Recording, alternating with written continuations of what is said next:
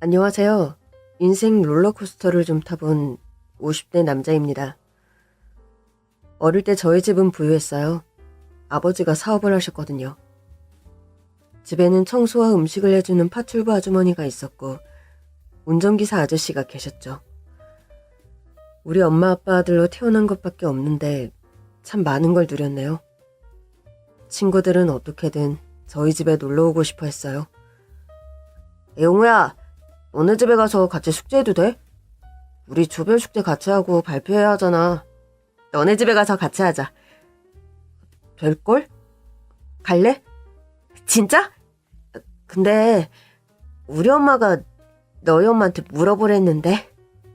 그래? 내가 물어볼게. 생일이면 친구들을 초대해 파티를 했거든요. 물론 음식은 아주머니께서 다 하셨지만요. 그렇게 생일 파티도 성대하게 치렀는데 한 명 정도 집에 오는 게 뭐 큰일인가 해서 엄마한테 물어봤죠. 친구 누구? 엄마 잘 모를 텐데 우리 학교에 전학 온 지 얼마 안 된 친구인데 같은 조라서 조별 숙제 같이 해야 하는데 우리 집에서 하재. 아, 갑자기? 엄마 바쁜데? 그냥 내 방에서 할게. 알겠어. 아줌마한테 말해놓을게. 친구는 저희 집 대문에서부터 눈이 휘둥그레지더라고요. 우와, 너네 집 대문 진짜 크다. 들어와.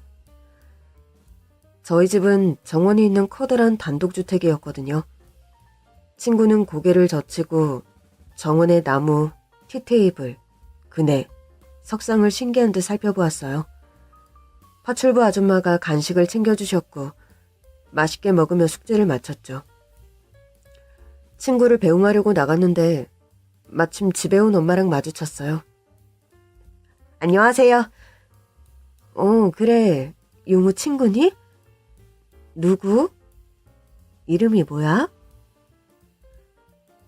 박범수요. 범수. 그래, 알겠다. 조심히 가라. 네. 용우야, 안녕, 갈게. 내일 학교에서 봐. 잘 가. 범수가 대문을 나서자마자 엄마가 제 어깨를 붙잡고 말했어요. 용우야, 범수라는 애랑 놀지 마. 전화 갔다고? 어디 사는데? 모르겠는데. 아, 엄마. 범수네 엄마 분식집 하신대. 되게 좋겠지? 학교 끝나면 범수는 분식집에 가서 떡볶이 맨날 먹는데 나도 저번에 같이 가자고 했는데 학원 때문에 못 갔어. 근데 범수가 오늘 우리 집 초대해줘서 고맙다고 내일 범수 엄마네 분식집 가자고 했어. 근데 왜 범수랑 놀지 말라고 해? 분식집 아들이구나. 용우야, 넌 아직 세상 물정을 몰라.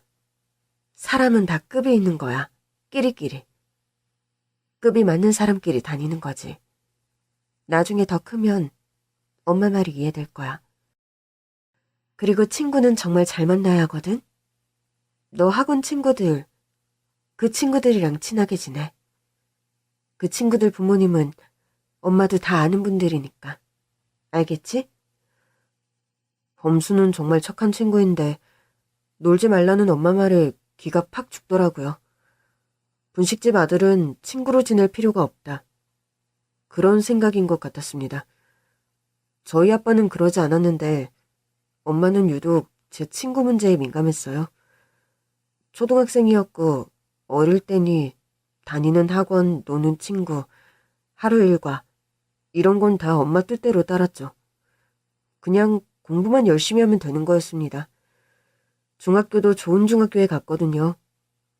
그런데 인생이 어떻게 하루아침에 달라질 수가 있는 걸까요? 갑자기 파출부 아줌마와 운전기사 아저씨가 사라졌어요. 당신, 지금 그게 무슨 소리야? 부도라니! 지금 뭐라는 거야? 어떻게든 막아보려고 했는데 힘들 것 같아. 미안해. 그럼 이제 어떻게 되는 건데? 말해봐. 어떻게 되는 거냐고. 파출부 아줌마 내보낸 거 당신이야? 나한테 상의도 없이? 그럼 이제 어쩌라고? 지금 나보고 밥하고 청소하라는 거야? 내가 그걸 어떻게 해? 상황이 이렇게 됐으니 어쩔 수 없잖아. 한 푼이라도 아껴야 하는데 그런 거부터 줄여야 할 거 아니야? 난 못해! 난 몰라! 아버지 사업이 완전히 망했습니다. 그야말로 폭삭 망했죠. 남들 그리고 가족들한테도 손 벌리는 걸 정말 싫어했던 아버지였는데 결국 할아버지를 찾아갔어요. 할아버지 땅을 담보로 해서 대출을 받았고 어떻게든 수습을 하려고 하셨거든요. 빚도 빚이지만 회사 닫게 되어도 직원들 월급은 챙겨주고 내보내야 할 거 아니냐면서요. 그런 노력에도 불구하고 결국 파산을 하게 되었어요. 궁궐 같은 집을 떠나 방 하나짜리 월세방으로 옮기게 되었습니다.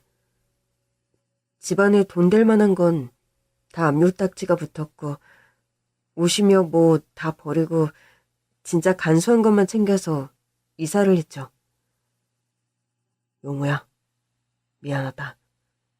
미안한데 용우 너 전학을 가야 할 것 같아. 전학이요? 그래. 지금 이 상황에 지금 다니는 학교는 더 다닐 수가 없구나. 네. 다니던 사립중학교 학비가 비쌌거든요. 학원 같은 거 다 끊고 이사간 지역 공립중학교로 전학을 갔습니다. 이사를 하고 대충 정리가 되자마자 아버지는 일용직 공사판에 뛰어드셨습니다. 어느 날 학교 갔다가 돌아왔는데 엄마가 집에 없더라고요. 컴컴한 집에서 아버지를 기다렸죠. 엄마, 어디 나갔니? 학교 끝나고 오니까 안 계셨어요. 그래? 아침에도 어디 간단 말은 안 했고? 네. 밥은 먹었어? 아니요. 그래. 배고프겠다. 밥부터 먹자. 아버지는 쌀을 씻고 밥을 하려다 밥솥 안에 들어있는 쪽지를 발견하고 그냥 털썩 그 자리에 주저앉으셨어요. 나는 이렇게 못 살아. 나 찾지 마. 정리되면 서류 보낼 테니 이혼해. 그렇게 엄마가 떠나버렸습니다. 용우야, 이제 엄마는 안 와. 아빠랑 살아야 해.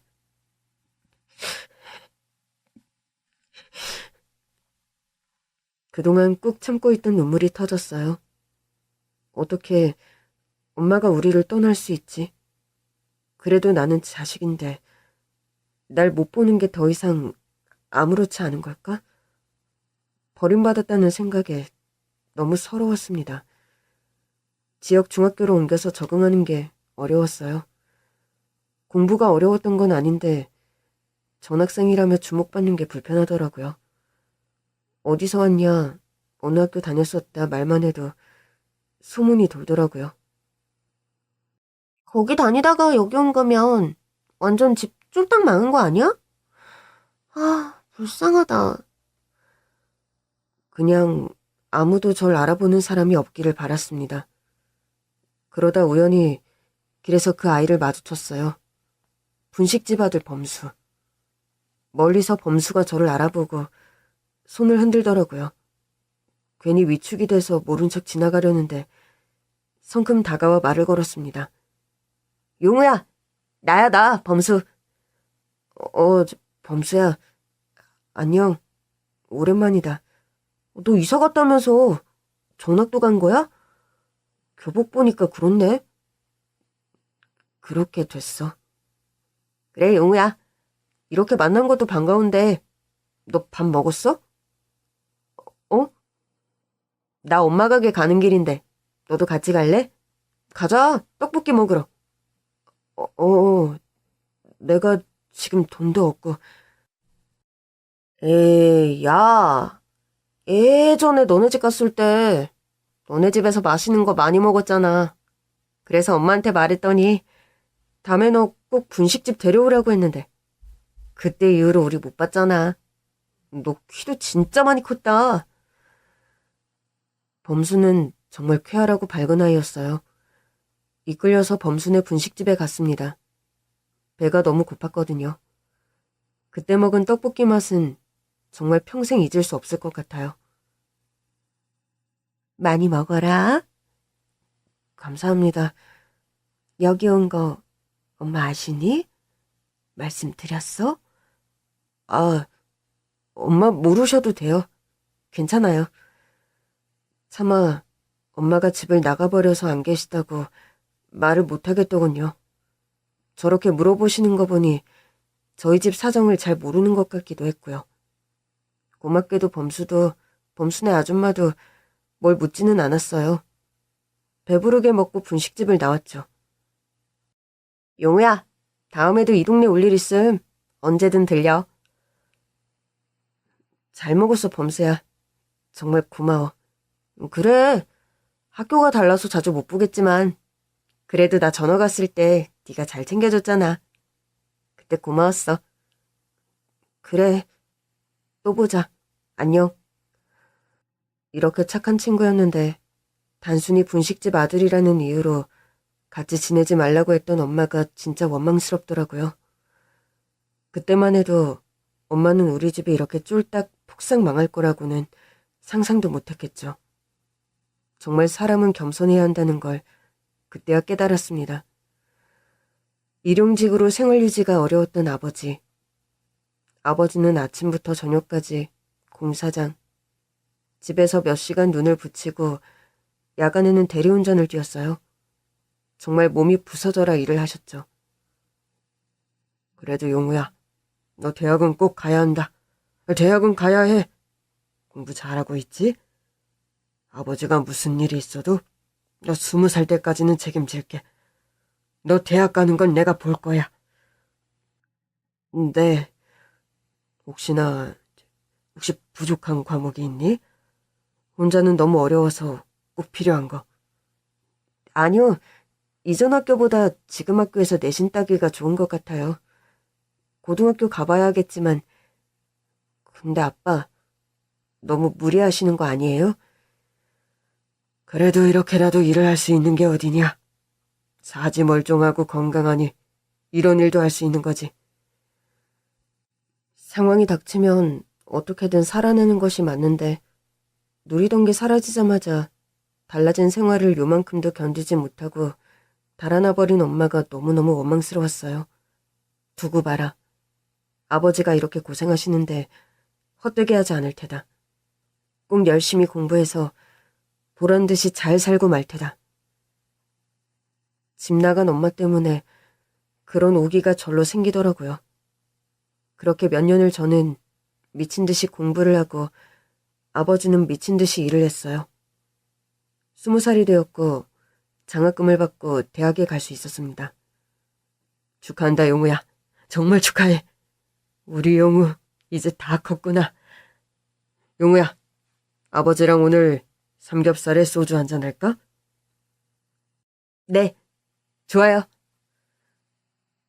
어느덧 자라 아버지와 술을 같이 하게 된 게 기분이 묘하더군요. 중학교 때 그 일 이후 근 5년간 아버지도 저도 앞만 보고 달려왔어요. 앞으로도 계속 열심히 살아야겠지만 이제 저도 성인이니 대학 다니며 알바를 하면 나아질 거라는 생각이 들었습니다. 아버지, 저 대학 다니면서 과외 알바도 하려고요. 학교 좋은 만큼 과외 수월하게 할 수 있을 것 같아요.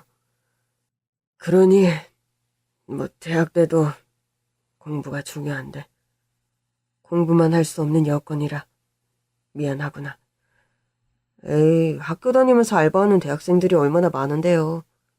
진짜 저 대학 보내겠다고 아버지가 너무 고생 많으셨어요. 한 잔 받아라. 대학교 입학식, 아버지와 환하게 웃으며 학교 앞에서 사진을 찍었습니다. 그리고 개강을 하고 학교를 다녔어요. 어느 날 집에 왔는데 밤이 되도록 아버지가 안 오시는 거예요. 무슨 일이 생겼나, 늦나, 걱정이 되었죠. 그날 밤, 그리고 다음날, 그 다음날에도 아버지는 오지 않았습니다.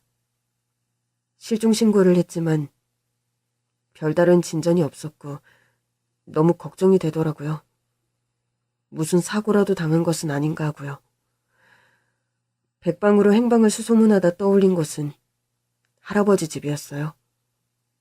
아버지 담보대출 때문에 땅을 다 잃으셨지만 아직 거기 살고 계신다고 들었거든요. 주말에 바로 할아버지를 찾아 내려갔습니다. 영우 왔냐? 할아버지, 그래, 많이 컸구나. 뭐 대학에 갔담서? 어쩐 일이냐 여기는? 저... 혹시 아버지가 오셨나요? 갑자기 사라져서요. 네 애비, 그래, 들렸었다. 어디 있어요? 그건 묻지 마라. 용우야, 그냥 다 너를 위한 거야. 아직 해결 안 된 것들이 있어서 네 애비가 너랑 살면 너한테도 계속 피해가 갈 거라고 하더라. 너 이제 성인 되고 뭐 학교도 다니면서 일도 한다면서 네 생활은 어떻게 꾸려갈 거니? 더 피해 주기 전에 모든 게 다 정리될 때까지 떠나 있겠다고 했어. 혹시나 집에 누가 와서 네 아버지 찾거든 어디 있는지 모른다고 해라. 그 편이 너한테도 나을 거다. 네, 할아버지. 할아버지는 어떻게 지내세요? 괜찮으세요? 그 넓은 땅, 그래. 한때는 다 내 것이었는데 이제 남의 땅이라고 하니 오며 가며 그걸 보는 게 속이 편치는 않다. 간신히 집은 지켰다만 별 수 있냐? 그냥 그나마 지킨 것, 가진 것이 다행이라고 생각하며 사는 수밖에. 다 늙어서 무슨 부귀영화를 바라겠냐마는 용우야, 아버지 너무 원망하지 말고 언젠가 때가 돼서 정리되면 다시 돌아올 거다. 알겠습니다, 할아버지. 할아버지 댁에 가면 아버지를 만날 수 있을 줄 알았는데 그건 아니었어요. 한 발 늦은 것 같았죠. 다만 그냥 무슨 사고가 난 게 아니라 그런 사정이 있다는 걸 알게 되어 그나마 다행이라고 생각했어요. 그때부터 정말 세상에 혼자 있는 것 같더군요. 대학 동기며 친구가 있었지만 그냥 부모님도 형제 하나 없이 혼자인 삶. 대학 공부와 과외, 군대 전역 20대를 치열하게 살았고 원하던 회사에 취업을 했고 그 회사에서 아내를 만나게 되었어요. 진지하게 말할 게 있어. 뭔데? 이제까지 우리 집 사정이며 깊게 이야기한 게 없었잖아. 그렇지. 무슨 일이 있어? 저는 하나도 속이지 않고 아내에게 모든 일을 털어놓았어요. 유복했던 어린 시절, 아버지의 부도와 파산, 엄마가 도망가듯 떠나버린 것, 아빠가 사라진 것까지요. 다 말하고 나니 후련하더군요. 아내는 결혼을 하고 싶어하는 눈치였는데 더 이상 미룰 수가 없었거든요. 평범하게 살고 싶다고 했잖아. 그런데 내 상황이 이래. 그래서 사실 나는 결혼 같은 거 생각 안 했거든. 집안과 집안의 만남이라고들 말하는데 이런 사정을 이해해 주실 거라는 기대가 없었던 것 같아. 자기 잘못은 아니잖아. 어렸을 때 아버님 사업도 어머님의 선택도 자기가 뭘 어떻게 할 수 있는 나이가 아니었는걸. 자기 너무 힘들었겠다. 고생 많이 했네. 그래도 이렇게 꿋꿋하게 잘 버텨왔네. 믿음직스러워. 자기 같은 사람이라면 평생 함께해도 좋을 것 같아. 그런 마음이 들어. 우리 부모님께는 내가 잘 말씀드릴게. 우리 부모님, 내가 아는 바로는 그런 환경 조건으로 탓하실 분들 아니야. 정말? 그래도 될까? 괜찮을까? 우려와 달리 아내의 말처럼 장인어른 장모님은 모든 걸 전해 듣고도 저를 받아주셨어요.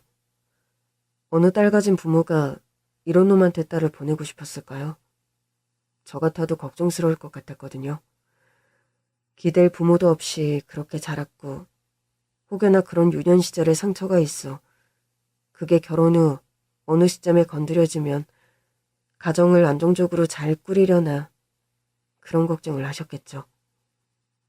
우리 지연이의 선택을 존중하네. 그리고 나도 우리 딸애랑 같은 생각이야.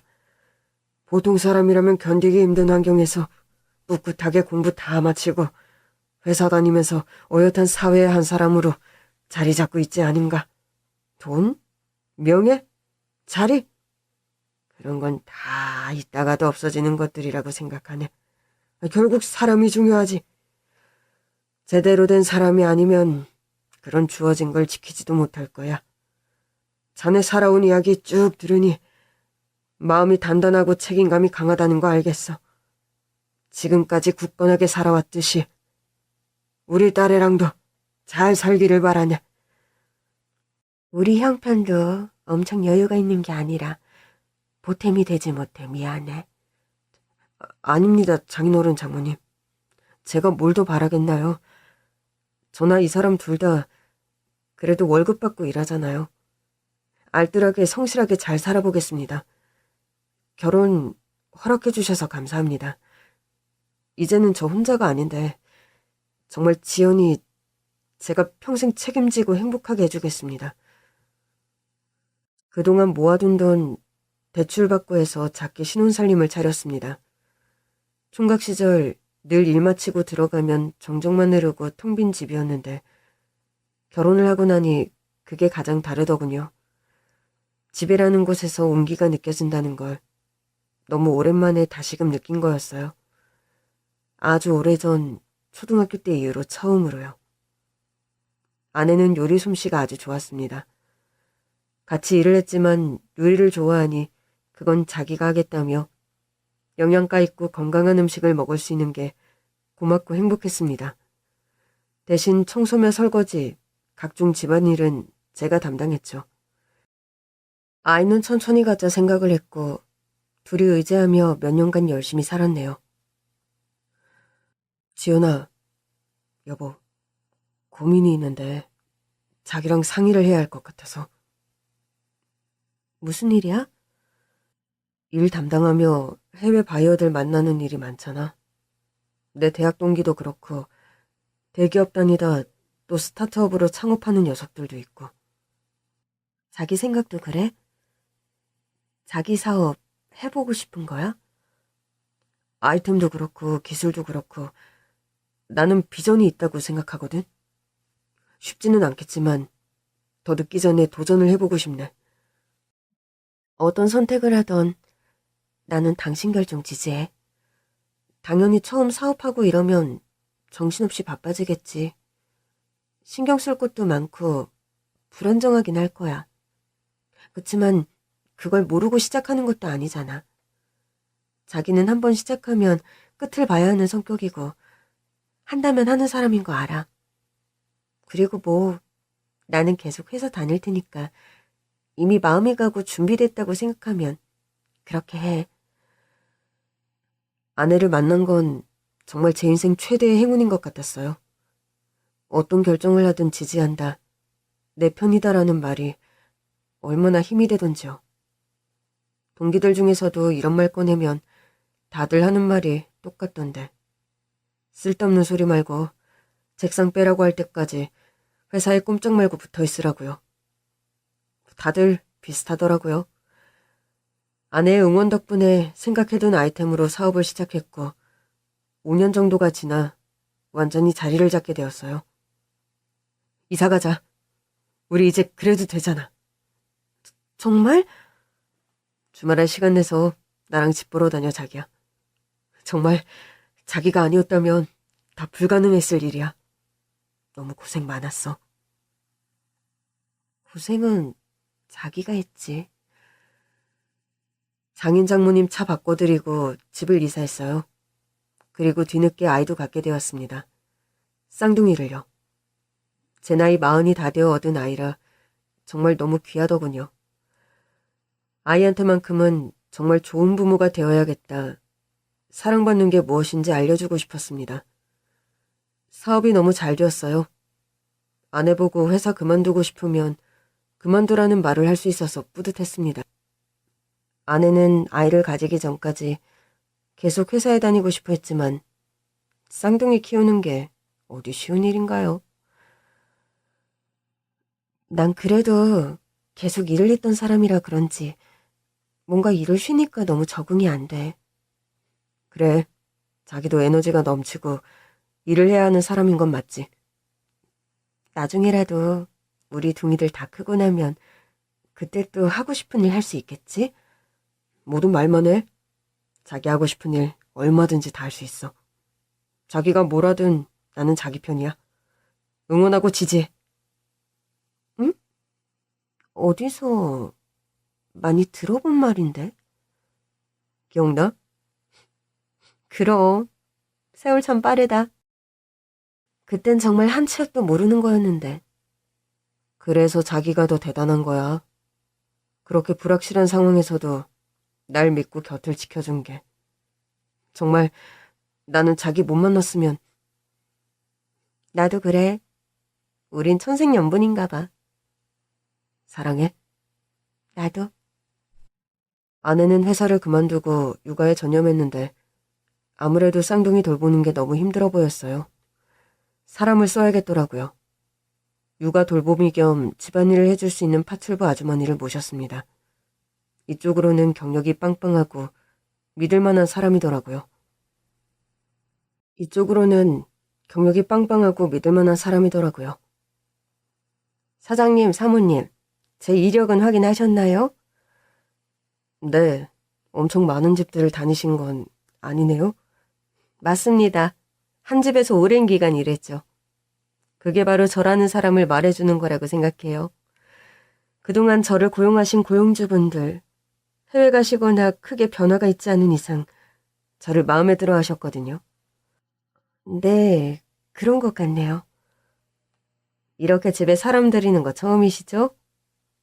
맞아요. 아시다시피 저희가 애들을 늦게 가져서요. 쌍둥이가 태어날 줄 몰랐거든요. 집안은 항상 청결하게 유지되고 음식은 영양가 있고 균형 있는 식탁일 겁니다. 동이들도 잘 자랄 거고요. 제가 페이가 좀 높아요? 페이를 낮춘 적도 없답니다. 그럼에도 불구하고 다들 올해 저랑 인연을 맺고 싶어 하셨어요. 생각해보시고 결정되면 말씀해주세요. 언제부터 가능하십니까? 다음 달 초부터요. 근데 입주 도우미를 찾는 건 아니시라고요? 사실상 일하는 시간 보면 별 차이가 없기는 한데 뭐 출퇴근도 괜찮습니다. 네, 연락드리겠습니다. 저희가 면접을 본 파출부 아주머니는 꽤나 당당한 분이었어요. 사업을 하며 여러 사람들을 만나왔던 저는 그 당당함, 자존감이 높은 점이 마음에 들더라고요.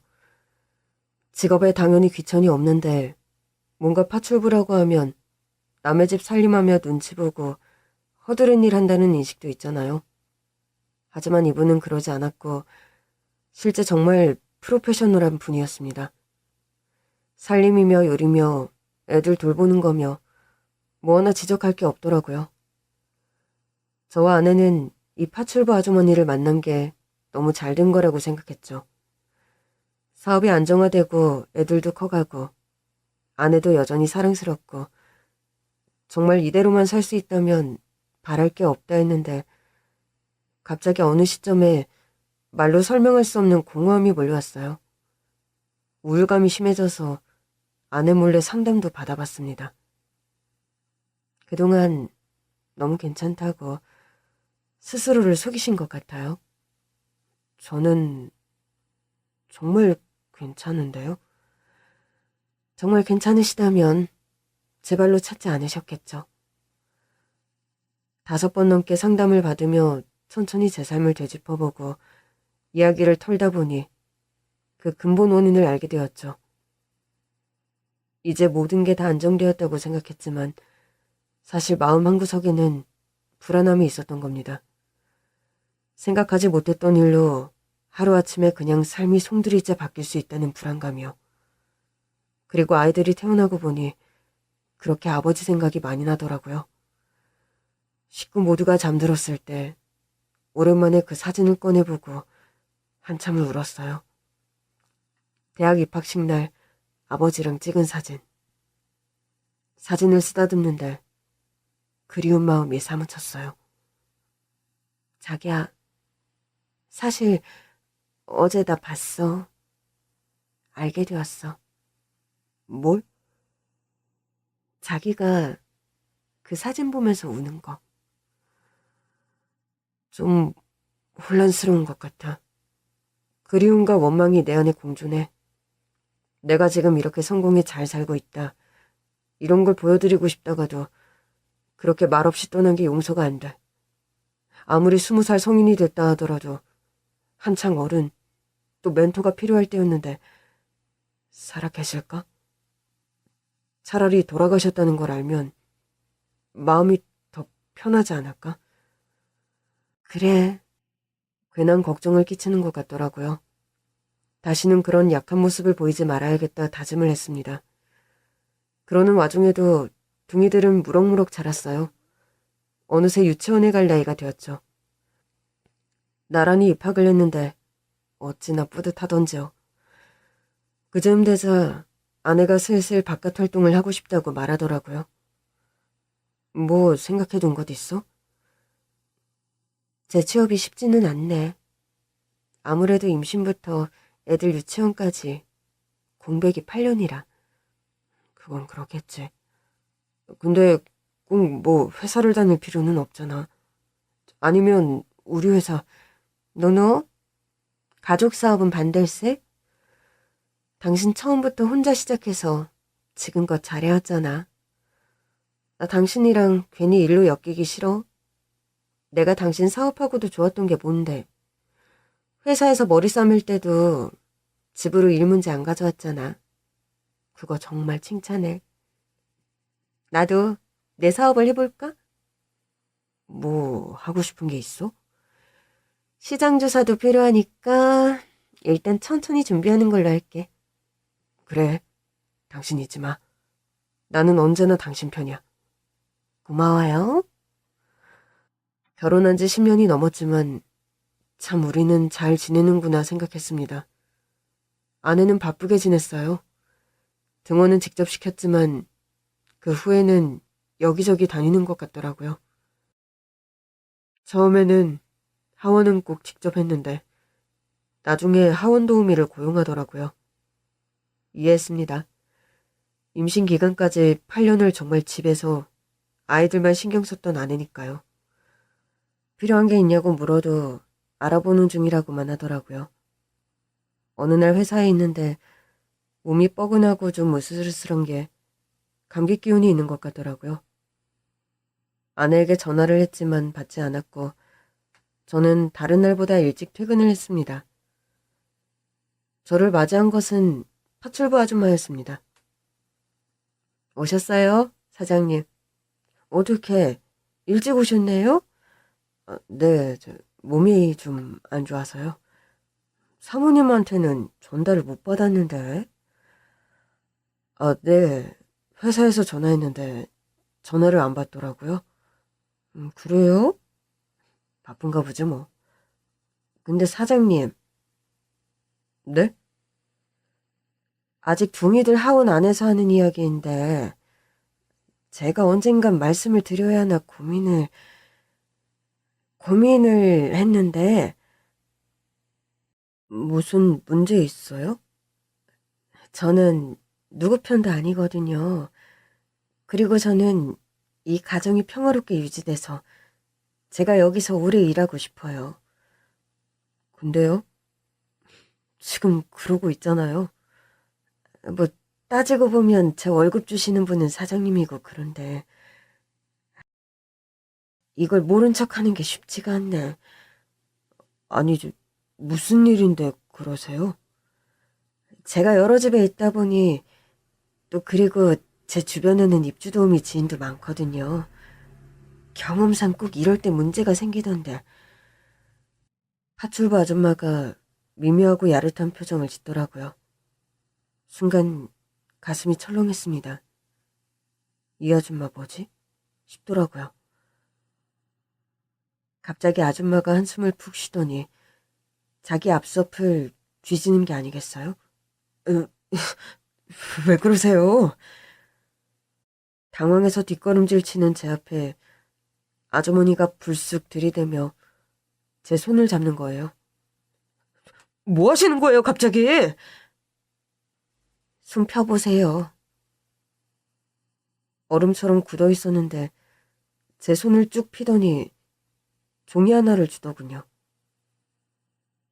사장님, 사모님이 매일 가는 곳 주소예요. 네? 갑자기 손이 차갑게 식더군요. 종이를 보니 정말 주소가 딱 적혀 있더라고요.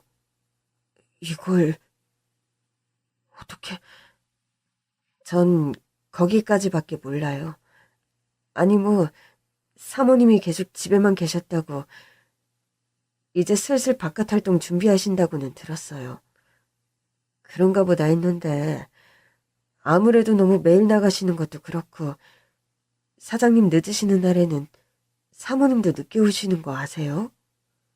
하원도우미 구할 때도 뭔가 많이 바쁜가 보다 했는데 지난번에 사모님 부탁으로 차에서 뭐 좀 같이 들어달라고 짐이 많다 해서 사모님 차에 갔는데 내비게이션을 보게 됐지 뭐예요. 그런데 세상에 매일 똑같은 곳에 가시더라고요. 사업장인가 싶었죠. 그래서 인터넷에 주소 쳐봤더니 웬걸? 빌라더라고요.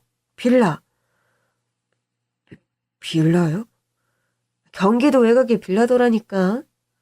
그래서 내가 고민하다가 마침 오늘 사장님 일찍 오셔서 알려드려요. 내가 말해줬다는 말은 절대로, 쉿! 절대로. 알겠어요. 그리고 사장님, 주소지 가보시거나 확인을 하시는 건 사장님 마음인데 혹시나 두 분 사이에 일이 생겨서 제가 그만둬야 하게 되는 거면 꼭 2달 전에는 알려주시겠어요? 나도 다음 행방을 고민해야지. 내 말 무슨 말인지 알죠? 알겠어요. 고마워요. 순식간에 일어난 일인데 참 당황스러웠습니다. 파출부 아줌마가 한 말을 곱씹어보니 괜히 기분이 이상한 거예요. 저녁이 되어 아내가 샤워하는 사이 슬쩍 둥이들 방에 가서 물어봤죠. 우리 둥이들. 아빠, 아름아, 다은아, 아빠가 물어볼 게 있는데. 뭐? 엄마가 요즘 바쁘지? 응, 아빠 늦는 날에 엄마도 늦어? 응, 맞아. 근데 난 괜찮아. 왜? 엄마 밥도 맛있는데 난 아줌마가 해주는 밥이 더 맛있어. 에이, 너희 엄마 요리 솜씨가 얼마나 훌륭한데. 아빠는 엄마 밥이 맛있어? 그럼 아빠는 엄마 밥이 최고야. 그러고 보니 아줌마 오시고는 엄마가 해주는 밥 먹은 지 오래됐네? 아빠 불쌍하다. 엄마가 어디 갔다 왔다고는 말 안 해? 응, 근데 아름이가 안 물어봤는데 다운이 넌 물어봤어? 아니, 다운이도 안 물어봤어. 아빠, 근데 우리 놀러 가자. 아빠 토요일에도 회사 가면 엄마도 집에 없는데. 맞아. 그래, 알았어. 엄마한테도 말할게. 아름다운 너희들, 이제 씻고 잘 준비해야지. 네. 해맑기만 한 아이들에게 딱히 얻을 건 없었네요. 사람의 마음이라는 게 참 의심의 씨앗이 심기는 순간 그것은 상상을 먹고 순식간에 무럭무럭 자라더라고요. 다음날 회사에 가서 조회를 해보는데 한동안 신경 쓰고 있지 않았던 공용 생활비 통장을 조회해봤어요. 이게 웬걸. 몇 달 사이 지출이 엄청 늘어있더군요. 이게 무슨 일일까요? 그걸 확인하니 더 괴로워졌습니다. 아무것도 없을 때 내 곁을 지켜준 아내. 한결같은 신뢰와 사랑으로 단단해진 우리 부부였기에 전 정말 고통스러웠어요. 이걸 아내한테 말해야 할지 묻어둬야 할지 일주일간을 고민하다가 전 결심을 했습니다. 그래, 뭐가 됐든 진실은 알아야지. 이렇게 의심만 하면서 계속 살 수는 없어. 괴롭지만 확인해야겠어. 출근하는 척하고 하루 회사를 쉬었어요. 집에서 좀 떨어진 곳에 차를 대고 기다렸죠. 동이들 등원을 마친 아내가 점심쯤 되어 집을 나오더군요. 집에 있는 과일이며 먹을 걸로 보이는 걸 한가득 안고요. 그걸 차 트렁크에 넣고 바로 출발을 하더군요. 일정 거리를 두고 아내의 뒤를 쫓았습니다. 제발 그 주소로 가는 게 아니기를. 가면서도 빌고 빌었지만 고속도로를 타는 걸 보니 그곳으로 가는 게 맞는 것 같았습니다. 운전을 하며 별 생각이 다 들었어요. 이혼부터 아이들 양육권, 진짜 막 휘몰아치는 것 같았죠. 파출부 아줌마의 말대로 아내의 차는 한 빌라 앞에 멈췄고 저도 따라 내렸습니다. 엘리베이터를 이용하지 않고 계단으로 향했고 2층 복도의 한 집 앞에 서 있다 들어가는 걸 봤네요. 심호흡을 하고 그 집 문을 두드렸습니다. 쾅쾅쾅. 문 열어. 당장 문 열어. 끼익. 문이 열리자 아내가 놀란 표정으로 저를 바라보았어요. 당신이 여긴 어떻게... 당신이야말로 여기서 뭐해? 여기 매일 온다며? 뭐? 그걸 어떻게 알았는데? 흥분한 채로 안에 들어갔죠. 소파에 앉아있는 사람을 보는 순간 전 그 자리에 주저앉고 말았어요. 아버지? 나이가 들었지만 한눈에 알아볼 수 있었어요. 제 아버지였어요. 누나, 이 사람은 누구예요? 누구야? 싫어, 싫어. 저리 가. 나 무서워. 무서워. 분명 우리 아버지인데 저를 전혀 알아보지 못하는 거였죠. 이게 어떻게 된 일일까요? 얼이 빠져 주저앉은 제 곁으로 아내가 다가왔어요. 내가 다 설명할게. 할아버지, 괜찮아요. 나쁜 사람 아니에요. 착한 사람이야. 착한 사람? 누나, 나 싫어. 저 사람 가라고 해. 아버지는 아내 바짓단을 붙잡고 흐느껴 우는 거였어요. 할아버지, 나 또 올게요. 내일 올게. 간호사 아줌마 오니까 저녁 먹고 코 자요. 누나 가? 가지 마. 아내는 우는 아버지를 달랬고 한참을 울던 아버지는 지쳐 잠이 들었죠. 오후 5시가 되자 웬 아주머니가 오시더군요. 간병인이었어요. 간병인에게 아버지를 맡기고 저와 아내는 차로 돌아왔습니다. 아버지, 우리 아버지가 맞는데, 분명 맞는데 치매인 거야? 아내는 제 손을 꼭 잡으며 이야기를 시작했어요. 난 여보가 사업을 성공한 후에도 마음 한구석이 공허하고 허전하고 우울한 거 알고 있었어. 그 모든 걸 생각하면 이유도 알 것 같았지. 우리 결혼하고 둥이들도 낳았지만 당신한테는 원가족에 대한 트라우마가 있다는 거. 어머니라는 사람도 그렇게 떠나버리고 아버지도 사라졌다고 했잖아. 맞아. 사실 당신한텐 말 안 했지만 동사무소에서 아버지 서류를 떼어봤어. 돌아가셨다면 그걸 아는 게 차라리 마음 편할 것 같아서. 그런데 그런 기록이 없더라. 서류상 거주지까지도 가봤지만 아버지는 안 계셨어. 아주 오래전 잠깐 머물렀는데 사라지고 주소를 계속 거기 놔뒀다 하더라고. 어차피 거기도 이제 빈집이었지만. 행방불명이라고 생각했고 난 포기했어. 그런데 어떻게 당신 상처를 알고 나니 꼭 아버님을 찾아야겠다는 생각이 들었어. 사설탐정이라고 했지만 그래, 흥신소 도움을 받았어. 그 과정에서 돈도 썼고 시간이 걸렸지만 결국 아버님을 찾게 되었어.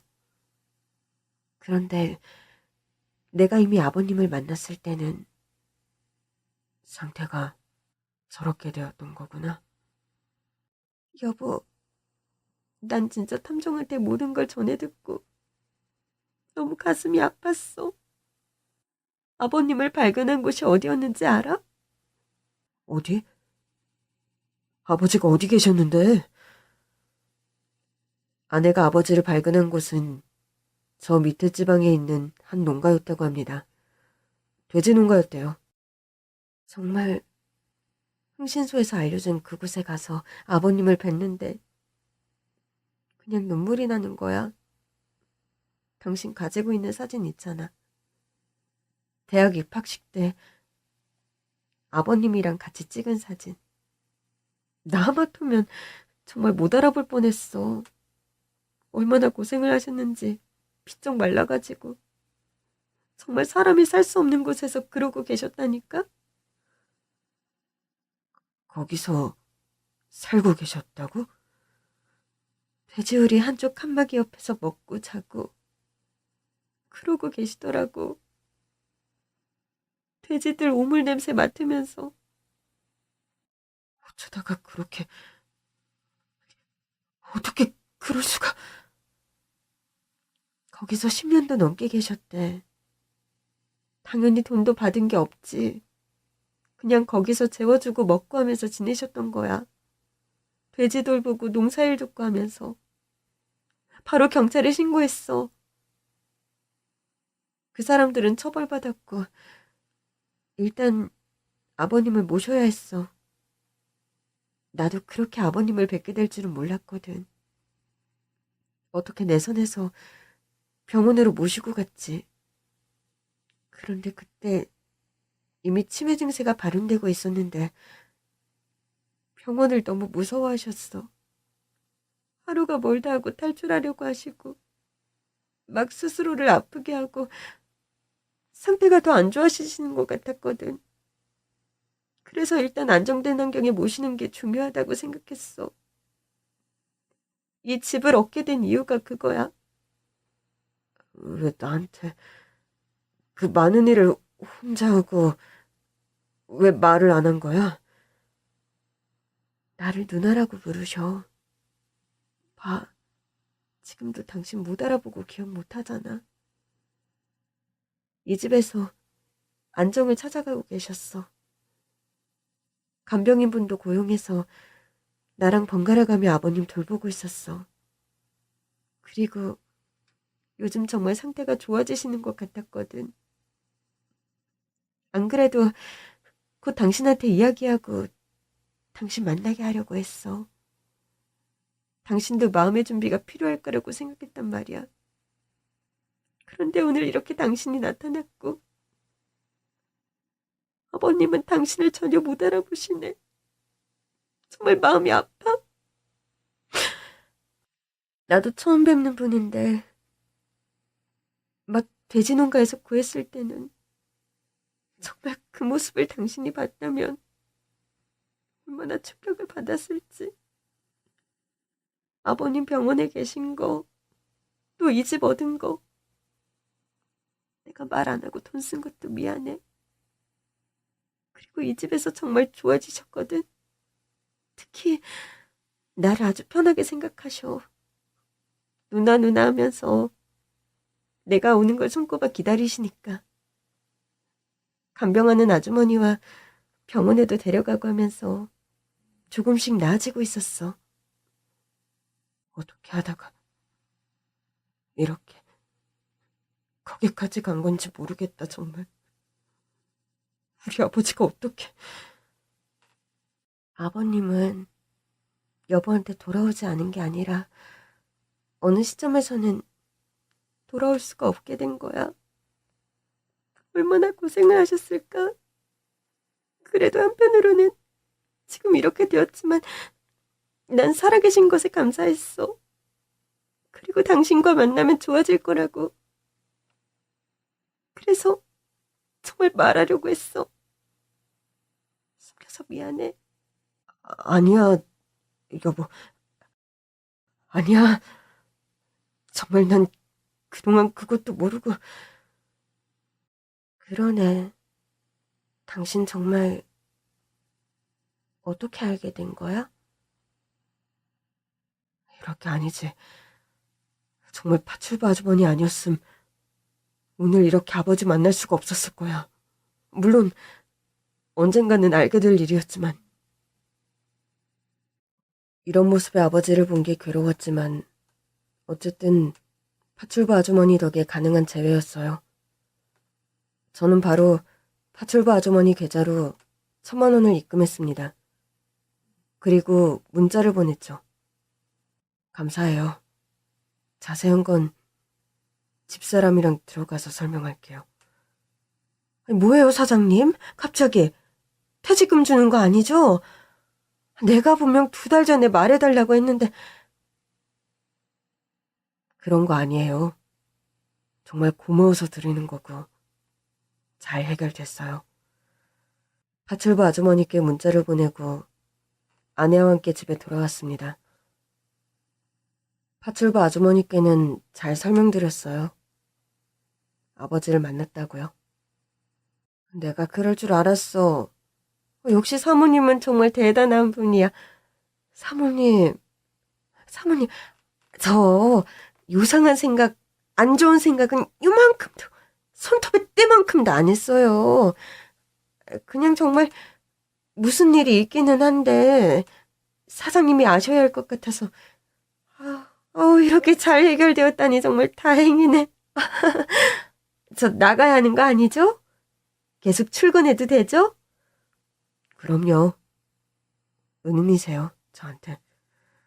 파출부 아주머니는 무척 뿌듯해했죠. 그날 밤 아내와 앞으로의 일에 대해 긴밀하게 이야기를 했습니다. 지금 있는 곳을 편안하게 느끼시긴 했지만 역시나 그래도 집으로 모시는 게 맞다고 생각했어요. 아내 생각도 같았죠. 한 달 뒤 천천히 정리를 하고 아버지를 집으로 모셨습니다. 둥이들에게도 설명을 했어요. 정아름, 정다운, 우리 집에 할아버지가 오실 거야. 할아버지? 그래. 그런데 할아버지가 아프셔. 할아버지의 기억은 어린 시절에 머물러 있어. 집에 계실 건데 잘 지낼 수 있지? 할아버지 온다. 좋아. 아버지는 둥이들을 보고 너무 좋아하셨죠. 마치 친구처럼 생각을 하시는 것 같았습니다. 파출부 아주머니도 아버지 식사를 더 신경 썼고요. 우리가 외출할 때는 간병인분이 오셔서 아버지와 함께 산책도 하고 그렇게 모두가 아버지를 돌봤어요. 더 일찍 이렇게 했어야 했는데 내가 아버지를 더 먼저 찾았어야 했는데 죄책감이 들기도 했지만 아내는 제 마음을 다 잡아주었습니다. 이제라도 만난 것에 감사하라고요. 특히 아버지가 아내를 누나라고 하며 잘 따랐기 때문에 아내는 아버지와 함께 지내는 시간이 많았습니다. 늦은 밤 깊게 잠든 아버지 얼굴을 보며 손을 잡아드렸죠. 아버지, 죄송해요. 아버지, 건강하게 오래 사셔야 해요. 잠결에 아버지가 제 손을 꽉 쥐었는데 눈물이 흐르더군요. 이불을 덮어드리고 조용히 방을 나왔습니다. 치매 상태가 심해지고 아버지를 모시고부터 우리 생활이 엄청 달라졌죠. 그러나 아내는 단 한 번도 불만스러운 말을 한 적이 없었어요. 둥이들도 아버지를 잘 챙겼습니다. 그렇게 1년이 지난 어느 밤 자다가 목이 말라 거실에 나왔는데 아버지가 우두커니 소파에 앉아 계시더라고요. 아버지, 잠이 안 오세요?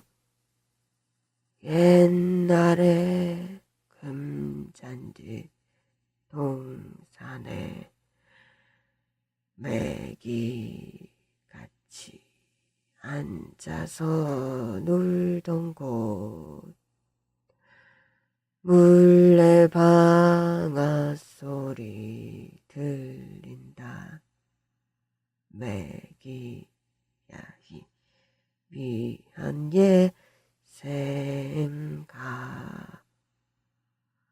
아버지가 매기의 추억 노래를 부르는 순간 눈물이 왈칵 쏟아졌습니다. 어릴 때 아버지 무릎 위에 앉아 아버지와 함께 부르던 노래였거든요. 아버지가 계속 노래를 부르시길래 그 노래를 같이 불렀습니다. 그러다 노래가 그치자 정적이 휩싸였죠. 그때였어요. 영우야, 영우야, 아버지, 영우야, 아버지가 미안하다. 아버지가 미안해. 아버지, 아버지. 아버지가 저를 알아본 듯 제 얼굴을 쓰다듬으셨고 저는 아버지를 부둥켜 안고 한참을 울었습니다. 아침이 되자 어제의 기억은 또 사라졌는지 다시 저를 형아 하며 불렀죠. 기억이 잠시 돌아온 것만 같은 그 찰나의 순간은 아마 영원히 잊지 못할 것 같습니다. 그로부터 2년 뒤 아버지는 어느 아침 평화롭게 잠자듯 눈을 감으셨어요. 긴 여행을 떠나셨죠. 떠나가신 게 너무 슬펐지만 그래도 마지막 임종을 지킬 수 있어서 감사했습니다. 편안한 곳에 아버지를 모시고 저희는 매년 기일에 아버지를 뵈러 갑니다. 금잔디 꽃을 품에 안고요. 아버지, 저희 왔어요. 편히 쉬고 계시죠? 아버님, 우리 아름이다운이 이제 학교 들어가요. 초등학생 됐어요. 우리 동이들 아버님 그리워해요. 하늘에서 우리 가족 아버님이 지켜주세요. 할아버지 보고 싶어요. 우리 잊지 마세요. 금잔디의 꽃말은 온화래요. 온화했던 아버지의 모습을 저는 오래도록 기억할 것입니다.